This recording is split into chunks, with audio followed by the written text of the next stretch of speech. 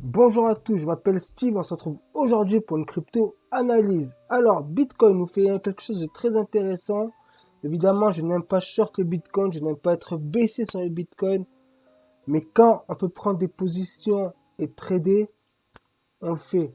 Là, ce qu'il faut vraiment prêter attention, c'est cette épaule, tête épaule qu'on a vu hier déjà. Voici l'épaule, la tête et encore l'épaule. Elle n'est pas encore confirmée, il faut vraiment qu'on vienne casser cette ligne de cou là pour se poser en position short. Personnellement, moi je suis en position short depuis les 37 250, ce qui me fait à peu près un 6% de gain pour l'instant. J'hésite à couper ma position et la reprendre dès qu'on passe cette ligne de coup ou la laisser. De toute façon, j'ai un risque minimal puisque j'ai mis mon stop loss par ici. Donc c'est pas mal. Voilà pour le Bitcoin. Donc, on a réintégré le ruban. On est en dessous de la moyenne mobile. Je retourne sur le graphique 4 heures, car tout à l'heure j'étais sur le graphique 1 heure. Donc en 1 heure, on est en dessous du ruban et en dessous de la moyenne mobile. Sur le graphique 4 heures, on est toujours au-dessus du ruban. Et comme par hasard, cette ligne de coup est approximativement au-dessus du ruban. Mais en 4 heures, on peut le faire autrement. On pourrait faire ça. Donc en 4 heures, elle est vraiment très belle cette épaule tête épaule. Regardez ce qu'on a eu là. Tac, épaule, tête, épaule, boum. La ligne, l'objectif était par là. Et on a atteint ici le niveau. Et là, l'objectif de cette épaule tête épaule, c'est repassé sous le ruban aux alentours des 34 000 USDT. Puis à voir si on vient par là. Mais moi, personnellement, j'arrêterai mon trade ici. Faut vraiment faire attention à cette ligne de coup là, là. Tac. Ou là, on peut le voir comme ça. Mais moi, je me prêterai attention ici à cette ligne de coup. Je ferai ça. Voilà. Comme ça me parle plus. En faisant comme ça, on sécurise un peu plus la cible. Elle se trouve aux alentours des 35 556 $, ce qui nous fait un trade de approximativement, si on venait là, tac, de 3%.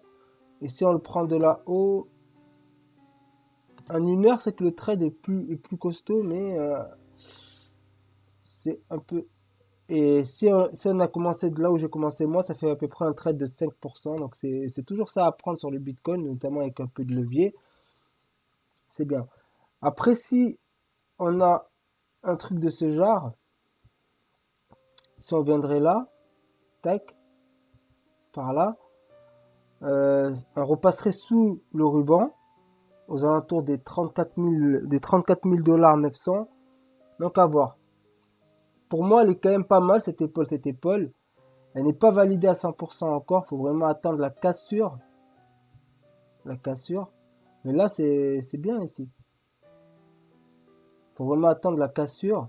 Dès qu'on cassera cette ligne de coup, on verra. Voilà. Moi, je suis déjà positionné dessus. J'ai mon stop loss aux alentours des 38 000. Je peux me permettre parce que j'ai eu pas mal de gains. Notamment, j'ai pris sur la montée là. Donc, je peux me permettre de faire ça et de perdre un peu si on se retourne. Mais c'est vraiment beau. Ça, pour moi, c'est vraiment un retournement. Et pourquoi. Ah oui, parce que là, la descente nous mène carrément sous le triangle. Après, pourquoi pas toucher la vraie descente qui devait amener aux alentours des 26 000 $. On verra. D'autant plus qu'on aurait une divergence baissière. Franchement, il faut savoir si elle est finie ou pas cette baisse. Je pense qu'elle est finie quand même. Parce que la divergence qu'on avait annulaire, je pense qu'elle a été corrigée. On ne peut plus en tenir compte. En 4 heures, on est pas mal. Je n'ai pas de grosse divergence en 4 heures. Une petite, mais c'est pas énorme. Mais on a de quoi replonger là, hein. On a de quoi faire ça. Dans le RSI, on a de quoi faire revenir en bas. Donc, on verra. Pour l'instant, on n'a pas plus à dire sur cette figure. Je suis sur le graphique un jour. On va voir un peu qu'est-ce qui se passe sur ce graphique un jour.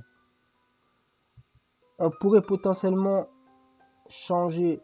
Ah ouais, si on fait ça, vous voyez, on a des. En fait, le problème, c'est que là, sur le graphique un jour, c'est vraiment pertinent. C'est qu'on a des hauts de plus en plus bas. Ouais, c'est ça, on a des hauts de plus en plus bas et des bas de plus en plus bas. Donc, je sais pas si on est... C'est comme si on était une sorte de canal pour y aller... on va voir comment ça va se passer. Donc, les graphiques un jour, on est toujours en dessous du ruban et limite au-dessus de la moyenne mobile, mais vraiment limite. Maintenant, ce qui est intéressant à voir avec ce graphique-là, c'est voir si on n'a pas de divergence apparente. Alors, on fait ça. Car le graphique un jour a toujours été pertinent concernant les divergences. C'est que je... Tac, là on est bien. Hop. Maintenant, on va voir sur la plus petite A. J'aurais peut-être une divergence haussière si on partait de là et là. Donc, à voir ce graphique journalier. Même si on fait ça. Là, on a baissé, mais de là, on fait que... C'est quelque chose qu'il faut prêter attention. Par contre, là, le Bitcoin baisse, mais là, j'ai de la hausse. Même là, regardez. Tout ça, c'est... J'ai de la divergence là-dedans.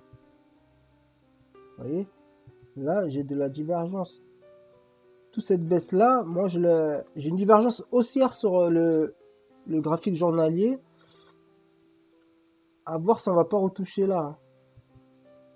À voir si on va pas retoucher là. Là, on se trouve sur le graphique une semaine, donc on est toujours en dessous de la moyenne mobile. Le RSI, on est toujours aussi, on a bien corrigé. Tac, il n'y a pas de divergence au niveau du RSI dedans. On est toujours au milieu de la moyenne mobile. Et comme j'ai dit précédemment, pour les investisseurs, c'est vraiment recharger à partir de là, ici, et là, les points à recharger si on va par là. Après, ce qui pourrait se passer, éventuellement, c'est quand je sais pas, j'ai pas de boule de cristal, mais qu'on revienne ici tester et qu'on se recrache. C'est quelque chose qui peut arriver aussi, donc on va prêter attention à ça.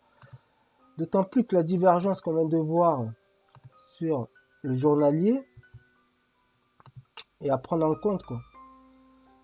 Donc là, on a une divergence et ça, faut pas passer à côté de ça. Qu'il y a divergence, il y a divergence. Du coup, je pense que il y a peut-être le temps avant que ça part, mais dès que je sors de mon trade, mon short là, je repars en long parce que ça, je vais faire attention à cette divergence, voir où elle peut nous mener. Voilà pour cette analyse crypto. Je vous dis tchuss les amis, à une prochaine vidéo.